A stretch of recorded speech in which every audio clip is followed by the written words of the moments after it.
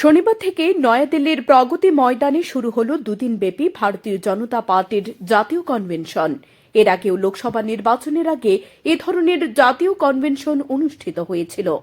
শনিবার এই কনভেনশনের আনুষ্ঠানিক সূচনা করেন প্রধানমন্ত্রী নরেন্দ্র মোদী। সঙ্গে ছিলেন স্বরাষ্ট্রমন্ত্রী অমিত শাহ, প্রতিরক্ষা মন্ত্রী রাজনাথ সিং এবং ভারতীয় জনতা পার্টির সর্বভারতীয় সভাপতি জেপি নাড্ডা।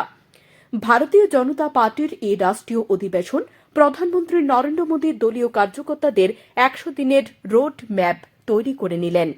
প্রধানমন্ত্রী নরেন্দ্র মোদী বলেন, লোকসভা নির্বাচনের ১০০ দিন আরও বাকি রয়েছে, আর এই ১০০ দিন দিন রাত এক করে পরিশ্রম করে যেতে হবে দলীয় কার্যকর্তাদের। প্রধানমন্ত্রী নরেন্দ্র মোদীর লক্ষ্যমাত্রায় রয়েছে যুব সমাজ। তিনি বলেন, এই ১০০ দিন প্রত্যেককে গ্রামে গ্রামে যেতে হবে। প্রথমে যেতে হবে ভোটারদের কাছে। তাদেরকে বোঝাতে হবে গত ১০ বছর ভারতীয় জনতা পার্টির নেতৃত্বাধীন কেন্দ্রীয় সরকার সাধারণ মানুষের উন্নয়নের লক্ষ্যে কি কি কাজ করেছে। মহিলাদের জীবনযাত্রার মান উন্নয়নের জন্য গত ১০ বছর কেন্দ্রীয় সরকার কি কি পরিকল্পনা গ্রহণ করেছে এবং তার বাস্তবায়ন করেছে, সেটা তাদের সামনে তুলে ধরতে হবে দলীয় কার্যকর্তাদের। সিংহভাগ মহিলাদের ভোট যাতে বিজেপির খাতায় যোগ হয়, সেটাই মূল লক্ষ্য। প্রধানমন্ত্রী নরেন্দ্র মোদীর প্রচারের লক্ষ্যবস্তুতে রয়েছে স্বচ্ছ ও দুর্নীতিমুক্ত প্রশাসন। তিনি বলেন, একজন আধিকারিকের বিরুদ্ধেও কোনো দুর্নীতির অভিযোগ ওঠেনি। গত ১০ বছরের সে দুর্নীতিমুক্ত স্বচ্ছ প্রশাসনের চিত্রটাও তুলে ধরতে হবে সাধারণ মানুষের সামনে।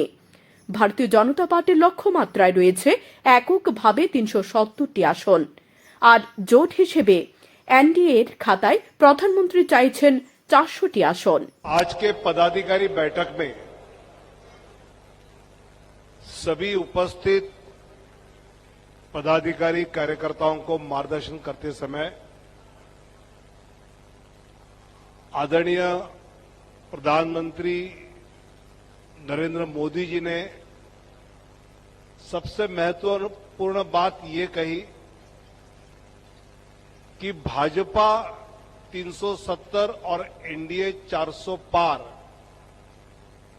इसमें भाजपा 370 ये मात्र आंकड़ा नहीं है, तो इस चुनाव में भाजपा का कार्यकर्ता 370 सीटें जीतकर আগামী মাসে ২০২৪ লোকসভা নির্বাচনের দিনক্ষণ ঘোষণা করতে চলেছে নির্বাচন কমিশন। নির্বাচনী বন্ড নিয়ে সুপ্রিম কোর্টের নির্দেশ এবং হরিয়ানা ও পাঞ্জাবে কৃষক বিদ্রোহ নতুন করে কিছুটা হলেও চিন্তার ভাঁজ ফেলেছে ভাজপার শীর্ষ নেতাদের। আর এই দুটি জ্বলন্ত ইস্যুকেই এবারে ঝেড়ে ফেলতে টনিক দেওয়া শুরু করলেন প্রধানমন্ত্রী। ভারতীয় জনতা পার্টির দুদিন ব্যাপী এই রাষ্ট্রীয় কনভেনশনে সমস্ত রাজ্যের শীর্ষ পদাধিকারী, সংসদ, বিধায়ক, শাখা সংগঠনের নেতৃত্ব সহ জেলার শীর্ষ নেতৃত্ব উপস্থিত ছিলেন।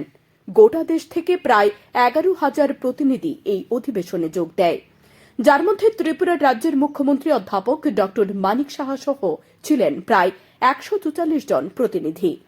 और 175 देशों ने यूनानिमसली उसको अडॉप्ट किया, तो आज 21 जून योग दिवस दुनिया में स्थापित हो गया, ये भी हम सबको मालूम। अगर हम ईयर ऑफ मिलेट्स 2023 को याद करें तो उसका भी नेतृत्व प्रधानमंत्री मोदी जी ने किया और उन्होंने यूनाइटेड नेशन जनरल असेंबली में उसको कह करके पूरा किया है।